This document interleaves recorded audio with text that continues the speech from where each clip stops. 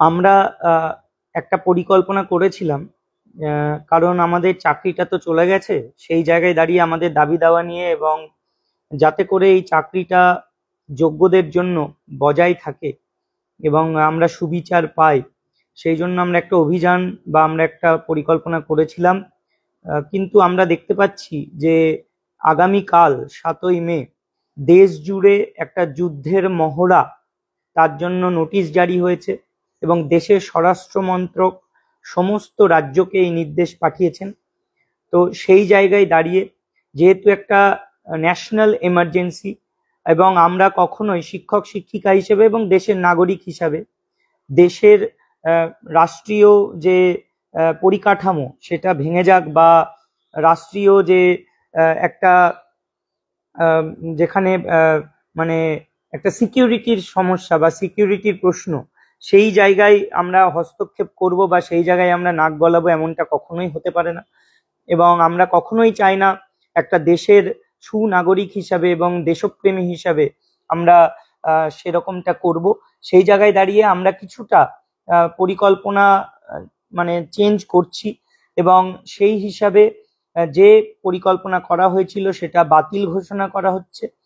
আগামীকাল আমরা সকলে, যোগ্য শিক্ষক শিক্ষিকা শিক্ষাকর্মীরা মিলে, বিভিন্ন সংগঠন বা সমাজসেবী শিক্ষক শিক্ষিকারা আরো যারা রয়েছেন 2016 প্যানেল ছাড়াও, এবং ডাক্তার, সরকারি কর্মচারী ও বিভিন্ন শুভবুদ্ধি সম্পন্ন মানুষ যারা যোগ্য শিক্ষক শিক্ষিকা শিক্ষাকর্মীদের পাশে আছেন এবং তাদের সুবিচারের দাবিতে পথে আসতে চান, তাদেরকে আমরা আহ্বান জানাচ্ছি। সকলে মিলে আমরা কাল 12টার সময় বিধাননগর স্টেশন থেকে পদযাত্রা করে বিকাশ ভবনের দিকে অগ্রসর হব এবং সেখানে অবস্থান বিক্ষোভে সামিল হব। আমরা আগামীকাল দুপুর 12টায় বিধাননগর স্টেশন থেকে বিকাশ ভবন অভিযান করছি, যোগ্য শিক্ষক শিক্ষিকা ও শিক্ষাকর্মী প্রত্যেকে মিলে।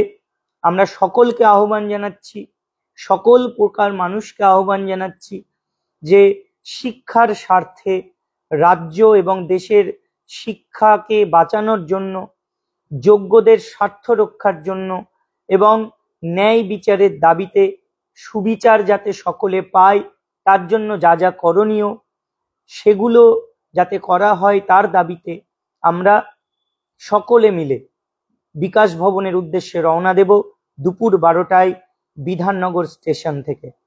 সকলকে বলছি, একদম একসাথে ঐক্যবদ্ধ হয়ে, কোনো রকম বিভেদ মনের মধ্যে না রেখে একসাথে রাস্তায় আসো। রাস্তার আন্দোলনে কোনো বিভেদ নয়, কোনো ভুল বোঝাবুঝি নয়, যা হয়েছে ভুলে যাও, সকলে মিলে একসাথে পায়ে পা মেলাও। আমরা আন্দোলনটাকে তীব্র থেকে তীব্রতর করে তুলব। যেহেতু একটা ন্যাশনাল এমার্জেন্সির ব্যাপার ছিল, আছে, ন্যাশনাল সিকিউরিটির ব্যাপার আছে, সেই জন্য আমরা অন্যান্য পরিকল্পনাগুলো বাতিল করছি, কিন্তু বিকাশ ভবন অভিযান করা হবে। সকলে একসাথে এসো।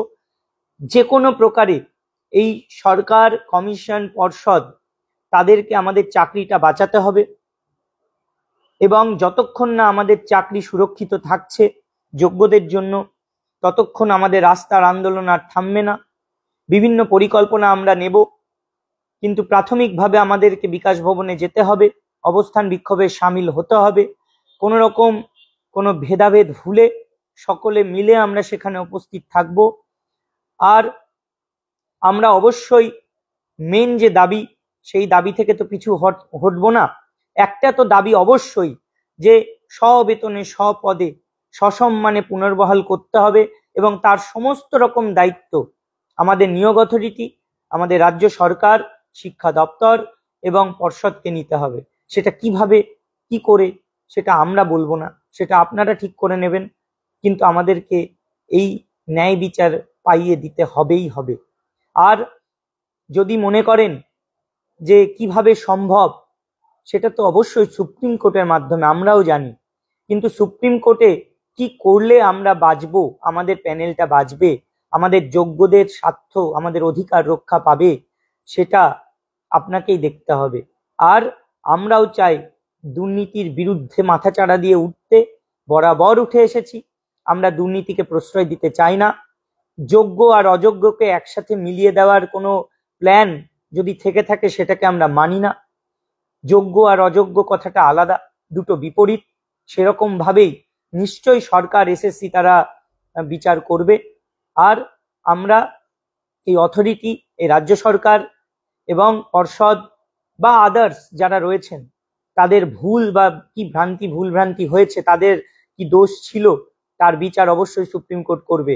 কিন্তু আমাদেরকে তাদের ভুলের জন্য যে এই দোষী সাব্যস্ত করে মানে একটা কঠিন পরিস্থিতির মধ্যে ঠেলে দেওয়া হচ্ছে, এই দায় তাদেরকেই নিতে হবে, বিচার পাইয়ে দিতে হবে, যে কোনো মূল্যে, যে কোনো ভাবে। আমরা অবশ্যই চাইবো যে নতুন পরীক্ষা নয়, রিপ্যানেল হোক, কিন্তু সেটা তো সুপ্রিম কোর্টের হাতে। এসএসসি কিভাবে সেটা করিয়ে আনবে সেটা এসএসসি বুঝেনি। আর আমরা অবশ্যই এই স্বপদে স্ববেতনে সসম্মানে বহাল থাকতে চাই।